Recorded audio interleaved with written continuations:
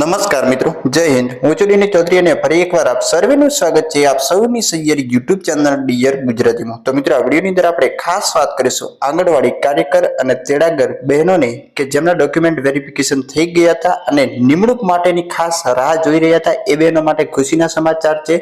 કારણ કે આંગણવાડી બહેનોને નિમણૂક પત્ર આપવાની આખરે મિત્રો તારીખ જાહેર થઈ ગઈ છે અને ખાસ જે વેટિંગ લિસ્ટમાં રહેલા ઉમેદવારો છે એમનો વારો ક્યારે આવશે એના પણ સાથે સાથે બનાસકાંઠા અને વાવથરાજની લગભગ 529 જેટલી આંગણવાડી બહેનોને નિમણૂક પત્ર આપવાના છે। કઈ તારીખે આપશે, કઈ જગ્યાએ આપશે અને નિમણૂક પત્રનો ખાસ નમૂનો છે એની અને અન્ય જે પણ જરૂરી માહિતી છે તમામ આ વિડીયોની અંદર મેળવીશું। તો વિડીયો છેલ્લે સુધી જોતા રહેજો। ચેનલ પર નવો તો સબસ્ક્રાઇબ કરી બેલ આઇકન પ્રેસ કરી દો એટલે આપણા નવા વિડીયોની નોટિફિકેશન મળતી રહે। તો ચાલો વિડીયો શરૂ કરીએ। તો મિત્રો, ખાસ આંગણવાડી ભરતીને લઈને જો તમારે કોઈ પણ પ્રકારની માહિતી મેળવી હોય તો આંગણવાડી કાર્યકર અને તેડાગરની પસંદગી માટેના ધોરણો, માનદ સેવા સમીક્ષા શિસ્ત બાબતેના ગુજરાત સરકાર મહિલા અને બાળ વિકાસ વિભાગ 2019 પરિપત્ર છે એની અંદર તમને A to Z સંપૂર્ણ માહિતી આપેલી છે। તો આ જ પરિપત્રની અંદર છેલ્લે આપણે સીધા જોઈશું જેની અંદર ખાસ નિમણૂક માટેના જે પણ નિયમો અને જે પણ અહીંયા તમે જોઈ શકશો પરિશિષ્ટ નંબર 7 છે એ મિત્રો ખાસ પસંદગી પામેલ ઉમેદવારોને માનદ સેવામાં જોડવા માટે CDPO શ્રી દ્વારા આપવાનો થતો નિમણૂક પત્રનો નમૂનો નિમણૂક પત્ર કેવું હશે તમારું? તો સૌથી પહેલા અહીંયા તમારો ક્રમાંક હશે, અહીંયા જે તમારી તાલુકા પંચાયતનું નામ હશે, અહીંયા તારીખ હશે અને ખાસ નીચે મિત્રો જોઈ શકો છો અહીંયા બધા જ નિયમો હુકમ આપેલા છે જેની અંદર અહીંયા તમારું અનુક્રમ નંબર હશે, અહીંયા કે તેડાગર કે કાર્યકરનું નામ હશે, જન્મ તારીખ, શૈક્ષણિક લાયકાત અને માનદ સેવાનું સ્થળ હશે।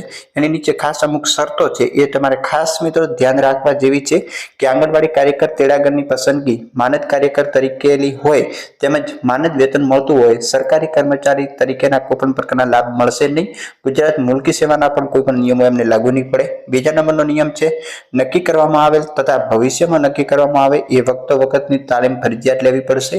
આંગણવાડી કાર્યકર તેડાગરની માનદ સેવામાંથી રાજીનામું આપતા પહેલા 1 માસ અગાઉ અહીંયા લેખિતમાં જાણ કરવાની રહેશે। નિમણૂક મળ્યા પછી એ તારીખથી તમારે 10 દિવસની અંદર ફરજ પર હાજર થવાનું રહેશે।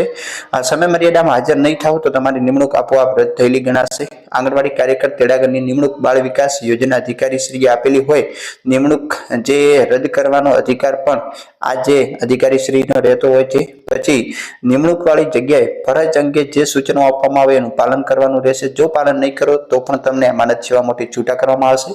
નિમણૂક તદ્દન હંગામી ધોરણે આપવામાં આવે છે। નિમણૂક પામેલ ઉમેદવાર કોઈ પણ પ્રકારની ગેરરીતિ, પછી અનધિકૃત ગેરહાજરી, માનદ સેવા શિસ્ત નિયમોનું પાલન ન કરે અથવા કોઈ પણ બિન યોજનાકીય કામગીરી કરતા જણાશે તો પણ એમને ખાસ નોટિસ આપ્યા સિવાય માનદ સેવામાંથી મુક્ત કરવામાં આવશે। આંગણવાડી કાર્યકર તેડાગર વિરુદ્ધ કોઈ પણ પ્રકારની કોર્ટ મેટર ઊભી થશે તો પણ ખાસ એમની માનદ સેવા સમાપ્ત કરવામાં આવશે।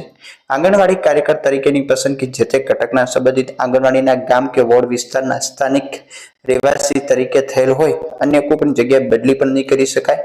નિમણૂક મેળવવા માટે કોઈ ખોટા દસ્તાવેજ કે માહિતી રજૂ કર્યાનું ભવિષ્યની અંદર સાબિત થશે તો નિમણૂક રદ થશે અને ખાસ મિત્રો એની ઉપર ફોજદારી રાહે કાર્યવાહી પણ થશે। સરકારશ્રીના ઠરાવ મુજબ જે જાહેર થયેલી રજા જેવી કે ઉનાળુ અને દિવાળી વેકેશન તથા 20 પરચુરણ રજા, પ્રથમ 2 જીવિત બાળકો માટે પ્રસૂતિ રજા, સુવાડની રજા સિવાય અન્ય કોઈ રજા તમને મળવાપાત્ર નહીં હોય। પછી આગળનો નિયમ છે કે આંગણવાડી કાર્યકર તેડાગરની કામગીરી નિષ્ઠાપૂર્વક કરવાની રહેશે અને વખત જે કામગીરી સોંપવામાં આવે તે કરવાની રહેશે।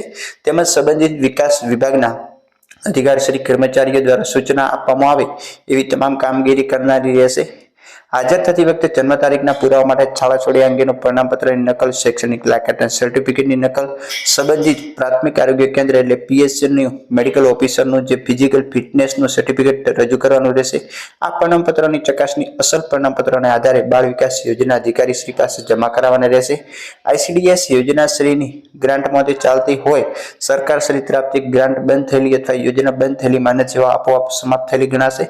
આ અંગે કોઈ પણ પ્રકારનો દાવો નહીં કરી શકો। બાળ વિકાસ યોજના અધિકારી દ્વારા આ નિયમો આપવામાં આવેલા છે તો આ નિયમો ખાસ તમારે પાલન કરવાના રહેશે। હવે જોઈએ મિત્રો કઈ તારીખને તમને નિમણૂક પત્ર મળશે।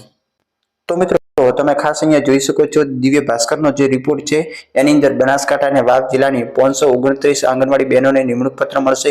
મુખ્યમંત્રી 4 ડિસેમ્બરે ગાંધીનગરમાં આ ખાસ નિમણૂક પત્ર વિતરણ કરવાના છે। તો એની અંદર ખાસ મિત્રો જે માહિતી આપી છે કે મુખ્યમંત્રી ભૂપેન્દ્ર પટેલ 4 ડિસેમ્બર 2025 ના રોજ મહાત્મા મંદિર ગાંધીનગર ખાતે બનાસકાંઠા અને વાવથરા જિલ્લાની 569 આંગણવાડી કાર્યકર તેડાગર બહેનોને નિમણૂક પત્રનું વિતરણ કરશે. રાજ્ય સરકાર દ્વારા મહિલા શક્તિ, આત્મનિર્ભરતા, રોજગાર વધારવાના હેતુથી આ કાર્યક્રમનું આયોજન કરવામાં આવ્યું છે. આ પહેલા પણ મહિલાઓને સ્વાવલંબન અને સામાજિક આર્થિક સશક્તિકરણ તરફ આગળ વધારવાની સરકારની પ્રતિબદ્ધતા દર્શાવે છે. આ અભિયાનથી હજારો પરિવારોની રોજગારીની નવી તકો પ્રાપ્ત થશે.